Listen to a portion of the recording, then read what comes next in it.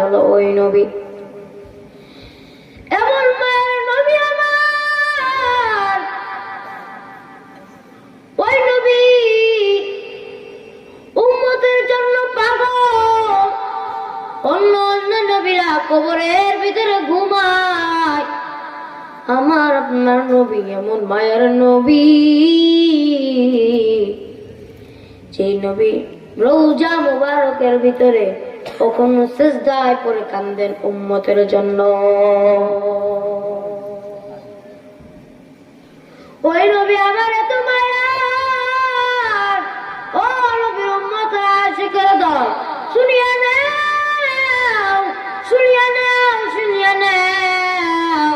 আজকে নামাজ ছাড়া তুই কেমনে কবরে যাইবি?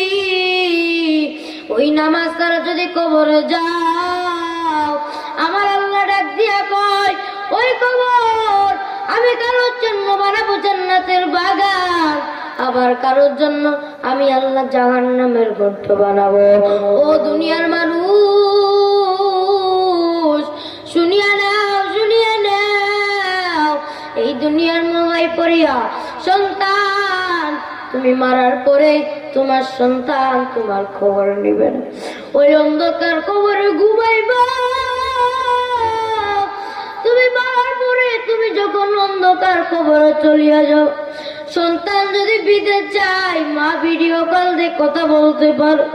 বাড়ির পাশে বাবার কবর, মায়ের কবর, মা কি হালাত আছে ওই কবরে, মায়ের কবর জানি না, বাবা ওই কবরে কি হালাত আছে বাবার কবর জানি না। ও মা, ও মুরব্বী বাবারা, শুনিয়া নাও, শুনিয়া নাও। সন্তানকে আদর্শবান সন্তান বানাও। সন্তানের মতো যদি সন্তান বানাতে যাইতে পারো, শুনিয়া নাও একটা কথা বলি বারবার, তুমি মরার আগে যেরকম শান্তি পাইবা, মরার পরেও আমার আল্লাহ তোমার সেরকম শান্তি দিবে। ও আম্মা জানেনা, শুনিয়া নেন, সন্তানকে এমন সন্তান বানান। ওই ঢাকা শহরে একমি কোম্পানির মালিক মারা গেছে দুইটা সন্তানকে রাখিয়া। দুইটা সন্তান এত বড় বড় হাতির মতন শরীর বানাইছে। বাবা মারা গেছে, বাবার দাফন কাফন করার টাইমটাও তাদের হাতে নাই। দুই ভাই জায়গা জমি নিয়ে ব্যস্ত আছে, জায়গা জমি ভাগ করানোর টেনশন। বাবা ওই দিক থেকে বাবার লাশটা পচে যায়, বাবার লাশটা পচে দুর্গন্ধ বেরায়, তাও সন্তানগুলোর কোনো খেয়াল নাই। সন্তানগুলো দুই ভাই জায়গা জমি নিয়ে ভাগাভাগি শুরু করিয়া দিছে। বাবা ওই দিক থেকে মরে পচে গলে যায়, এইদিকে সন্তানদের খবর নাই। কয়েকদিন পর বাসার ভাড়াটিয়ারা দেখলো বাড়িওয়ালার রুম থেকে মানুষ পচা গন্ধ আসতেছে। এবার ফ্ল্যাটের সব লোকজন ভাড়াটিয়ারা মালিকের রুমে গেছে। মালিকের রুমে যে দেখে দুই সন্তান জমি নিয়ে ভাগাভাগি ব্যস্ত, আর ওই দিক থেকে বাবার রুমে বাবা লাশটা পচে পচে গন্ধ বেড়ায় যাইতেছে। সন্তানদের নাকে যায়, সন্তানরা তারপরে বাবার দাফন কাফন করে না।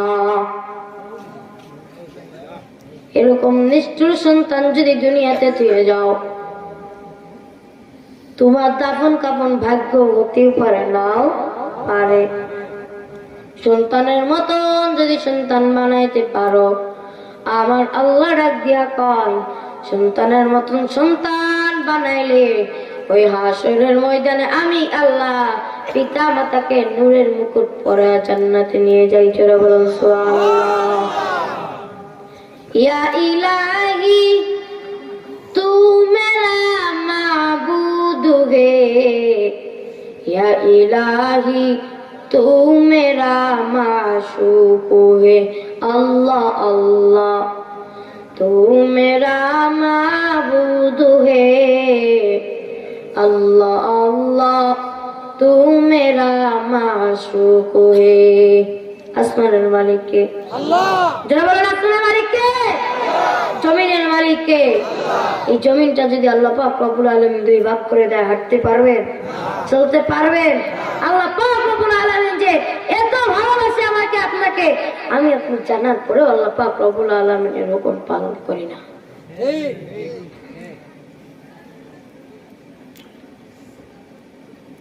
এ দুনিয়া সবই পর, কবর যে তোর আসল ঘর।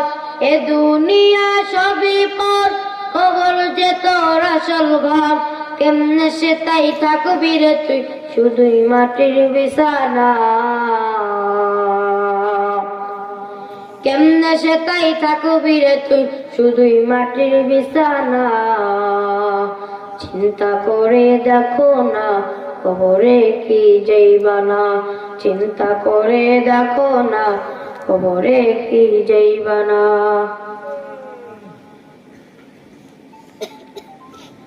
এ দুনিয়া সারিয়া কোথায় যাইবা ভাগিয়া। এ দুনিয়া সারিয়া কোথায় যাইবা ভাগিয়া। মরণ তোমায় লইবে গিরি, যেতেই করো বাহানা। মরণ তোমায় লইবে গিরি, যেতেই করো বাহানা। চিন্তা করে দেখো না, কবরে কি যাইবা না। কথা বলেন ঠিক না বেঠিক?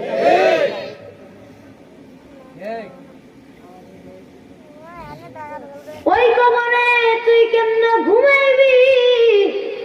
এই যে শীতের রাত, কম্বল ছাড়া তুমি ঘুমাইতে পারো না। ওই কবরে যাওয়ার পরে তুই কেমনে কম্বল ছাড়া ঘুমাইবি? দুনিয়াতে মশারির ভয়তে মশারিটা টানায়া ঘুমাও।